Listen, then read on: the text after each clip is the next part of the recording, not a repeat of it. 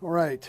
The people that won't practice today are Trey with his ankle, and then Xavier Worthy is sick. So those guys won't go.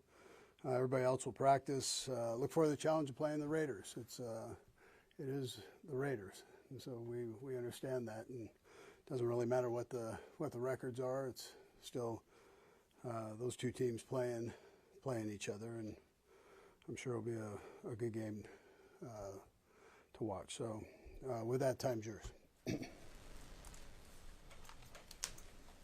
How much of Sunday do you think it's going to be a lot geared towards evaluating younger players, because it is the last game, and specifically a running back like Damian Pierce? Are you looking to get him some action this week? Yeah, we'll see how it goes. He'll be in there. He'll practice, and he's been doing that gradually, working him in. So making sure that he's comfortable with what we're doing. And I mean, there's a chance that he would have a chance to get up there. But Herbie, I got to see that as we go here. Right? See how he does in the rest of the practices here. Andy, how much of a reward is it for some of these guys that are practice squad players or just guys that worked all year to finally actually play the game? Given the circumstances, though, but they are being able to play an NFL game. How much of a reward is it?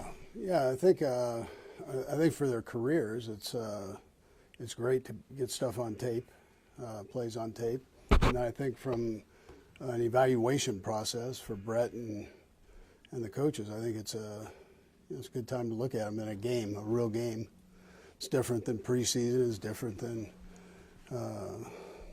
training camp and so on. Yeah. Because you guys are not in playoff contention, have you started the scheme eval, player evaluation for this season already, or will that be something that you do following Sunday? Get through this game here, and then you do all that. Andy, is there any sort of strange feeling just knowing that you guys simply don't know when your last game is unless it's a Super Bowl? Is there any sort of strange feeling for you personally on that? Yeah, I want to keep that a strange feeling. So, So you don't like ending right now, obviously, but that's what it is. And then you got to go back and fix things, make sure they're right. And is there a chance that Jalen Moore returns to the starting lineup this week? I'll tell you here as we go through the week, but he's going to be out there today and doing his thing.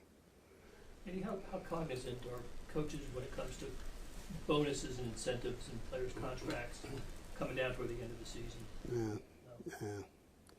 Don't worry about all that. Just go play, right? We talked a little bit on the Zoom about Chris, getting a full week this week. What have you seen from him these last couple of days? Comfort level and all that stuff. It's been a weird kind of ramp up for him. Yeah. So, first day back here. We did a little yesterday, but not much. We'll do more today. I think every day that he has an opportunity to do it, he's better at it. And, we went through the walkthrough, gave him a new load here to pick up, and he handled the verbal part of it.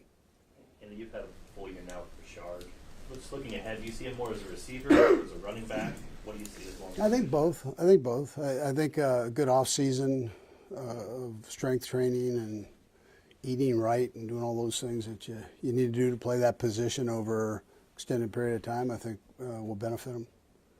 Is there somebody you compare him to in the past that's done both like that? Yeah, I'm sure there is. Right off the top, I can't give it to you. Along those same lines, though, Jesse here does bring up the past. In Philly, you did have guys who were highly versatile. Brian Westbrook, Sean McCoy is a young guy.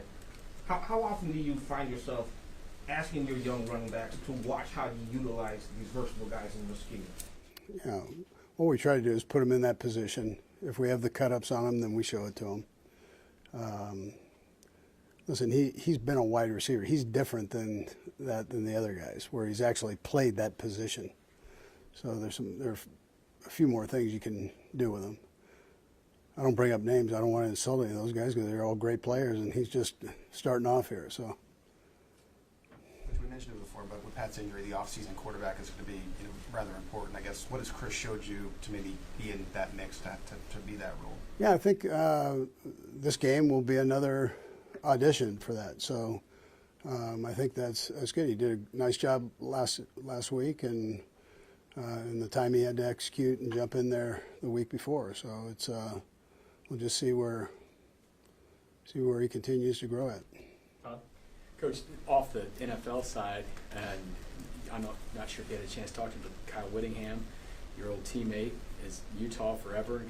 He's going to be the Michigan coach now. Have you talked to him about kind of that move, that challenge? Yeah, I have. I think it's great for the university.